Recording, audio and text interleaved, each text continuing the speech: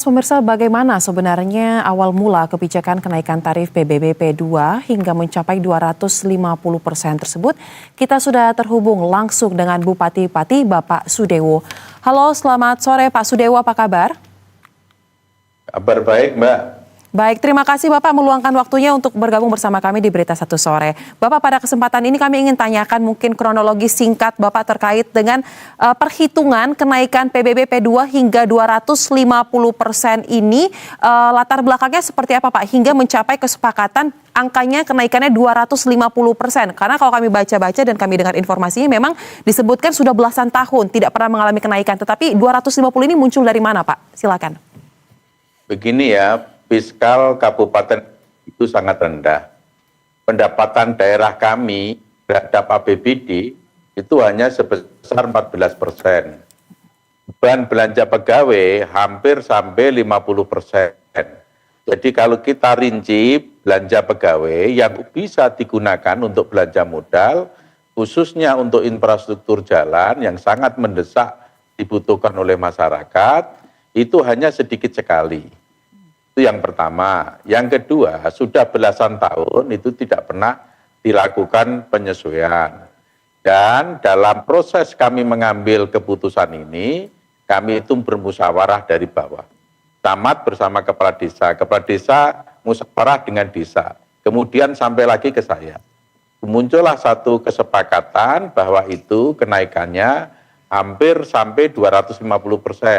Tapi saya luruskan, 250% itu tidak untuk semuanya. Kalau dibuat rata-rata itu hanya sebesar sekitar 120%. Hanya sekitar 120%. Jadi bukan 250%. Jadi gini, pada tahun 2024 penerimaan PBB P2 itu sebesar 29 miliar. Kemudian dengan kenaikan ini itu bertambah 36 miliar. Itu kan artinya kenaikannya hanya sebesar 120%. Nah, saya itu memang mohon maaf, salah saya menyampaikan kepada publik ini karena juga belajar dalam pemerintahan ya baru saja jadi bupati baru beberapa bulan ini, dan justru saya itu yang meluruskan adalah Pak Mahindra, Irjen Menteri Dalam Negeri. Ketika peraturan bupati kami dicek terhadap perda, dicek kepada peraturan Menteri Dalam Negeri, itu clear tidak ada persoalan, tidak ada persoalan regulasi. Kemudian Pak Mahindra, Irjen Menteri Dalam Negeri menyampaikan ke saya, loh ini bukan 250% secara merata, ini berjenjang. Jadi kalau diambil rata-rata hanya sekitar 120%. Jadi saya memang salah menyampaikan itu dari awal sampai akhir, dan saya berubah statement saya revisi, itu saya luruskan kembali itu setelah saya mendapatkan pencerahan dari Pak Mahindra, Irjen Menteri Dalam Negeri. Tetapi suasana sudah begitu gaduh, blunder politik sudah begitu kusutnya, sehingga kebijakan ini lebih baik saya ambil dalam rangka menciptakan situasi aman dan kondusif. Karena situasi aman dan kondusif itu adalah di atas segalanya. Itu jauh lebih penting daripada sekedar kami menerima uang sebesar 36 miliar itu. Maka akhirnya saya mengambil keputusan. Kenaikan tersebut saya batalkan. Saya batalkan dan saya sudah mengimbau kepada masyarakat untuk tenang. Kita bersama-sama kembali lagi fokus bekerja sehari-hari, fokus untuk bersama-sama menciptakan situasi Kabupaten Pati.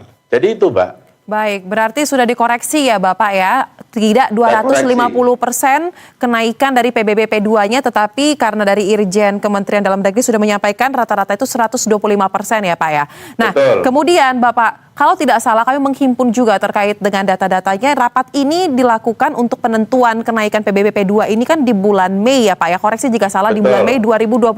Nah, setelah bulan Mei dan ini kita berada di bulan awal Agustus. Nah, dalam rentang waktu yang ada, apakah sudah sempat dilakukan mungkin sosialisasi kepada masyarakat terkait dengan ada rencana untuk menaikkan PBB P2 ini? Jika iya, bagaimana responnya saat itu? Begini, bulan Mei itu adalah masa sosialisasi. Sosialisasi kepada semua stakeholder termasuk ke desa-desa. Masuk bulan Juni adalah masa pembayaran. Sampai sekarang pembayaran itu sudah mencapai 50%. Sudah mencapai 50%. Tapi karena situasi demikian, maka proses pembayaran itu berhenti. Begitu.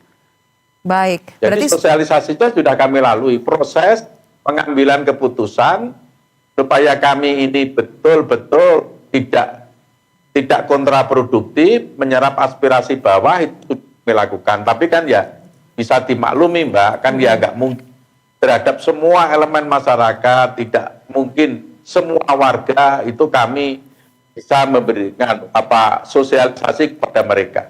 Pasti ada yang kelewatan. Begitu.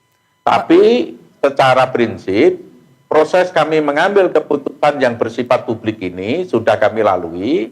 Setelah itu kami sosialisasikan lagi bulan Juni itu pertengahan bulan Juni lah kira-kira itu dimulai proses pembayaran. Dan proses pembayaran terus berjalan tanpa ada riak-riak sama sekali. Nah, setelah ada satu peristiwa ini baru saya hentikan, tapi itu sudah mencapai sekitar 50%. Baik. Bahkan target desa akan melunasi itu kira-kira sampai bulan September, paling lambat Oktober itu sudah bisa lunas. Yang biasanya PBB P2 itu lunas di akhir Desember, ini mereka punya semangat untuk bisa lunas September Oktober. Mengapa? Mereka semangat untuk melunasi lebih cepat karena ada pembangunan real ketika kami memimpin Kabupaten Pati. Baik. Banyak ruas jalan yang saya tangani hanya baru sekian bulan sudah puluhan ruas jalan. Jadi masyarakat percaya. Namun demikian masih ada beberapa yang belum bisa menerima, itu tidak saya abaikan. Dan dalam rangka supaya menjamin situasi kondusif, aman, terkendali, itu maka lebih baik saya batalkan. Baik. Begitu. Baik, nah karena sekarang memang situasinya sempat terlalu panas ya Pak ya, dan sudah diambil keputusan untuk dibatalkan untuk pengembalian dana terhadap masyarakat yang sudah membayarkan. Tadi Bapak mengatakan sudah ada sekitar 50% yang sudah menyetorkan pembayaran tersebut. Bagaimana teknisnya ini akan dilakukan Pak? Apakah sudah mulai berjalan atau ada tanggal tertentu mulai akan dilakukan? Uang yang mereka yang sudah terlanjur membayar, uang sisa, maksudnya sisa itu kan dia tetap harus sebagaimana pajak di tahun 2024, Mbak. Di tahun ini ada lebihnya itu kan berarti sisa. Sisanya itulah yang akan kami kembalikan. Secara teknis nanti diatur oleh BPKAD bersama-sama camat dan kepala desa. Jadi gitu. Tapi kita sudah perintah kepada BPKAD supaya segera diproses cepat. Gitu. Jadi kami sampai di sini kepada seluruh masyarakat yang sudah terlanjur membayar, itu uang sisanya akan dikembalikan. Dan membayarnya dia itu sama dengan membayar pada tahun 2024. Baik, baik. Bapak tadi mengatakan, silakan Bapak. Pada kesempatan ini Mbak, kepada seluruh warga Kabupaten Pati, saya mohon maaf sebesarnya. Ini adalah kebodohan saya, kurangan saya, karena saya baru menjadi bupati dalam beberapa bulan ini. Saya siap dikoreksi dan siap diberi masukan ke siapapun.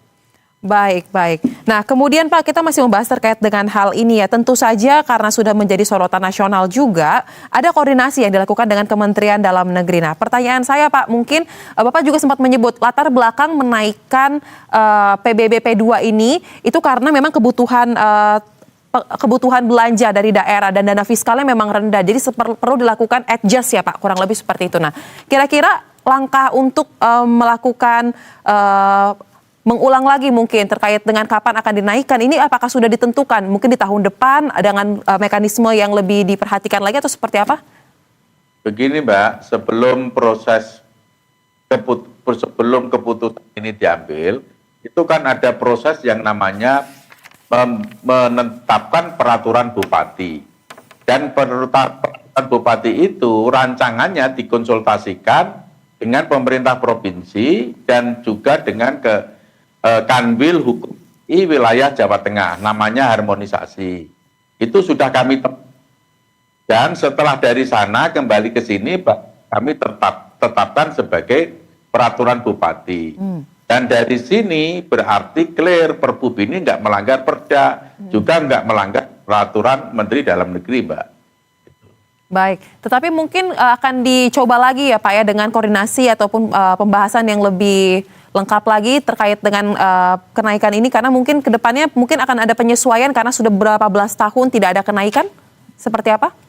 Soal ke depan nanti kami lihat ke depannya seperti apa, tapi ini merupakan proses pembelajaran bagi saya. Yang terpenting ke depannya adalah situasinya kondusif. Itu saya.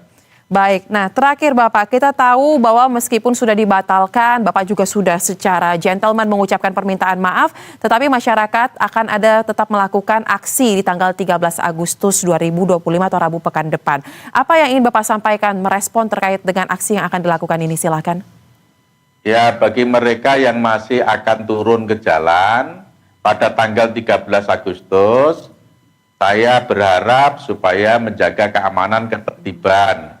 Jangan sampai gaduh, jangan sampai ricuh, jangan terjadi anarkis. Harus kita jaga keamanan Kabupaten Pati ini bersama-sama. Kabupaten Pati milik kita bersama, milik seluruh warga Kabupaten Pati. Kalau Kabupaten Pati ini gaduh, tentu saja akan mengganggu iklim investasi.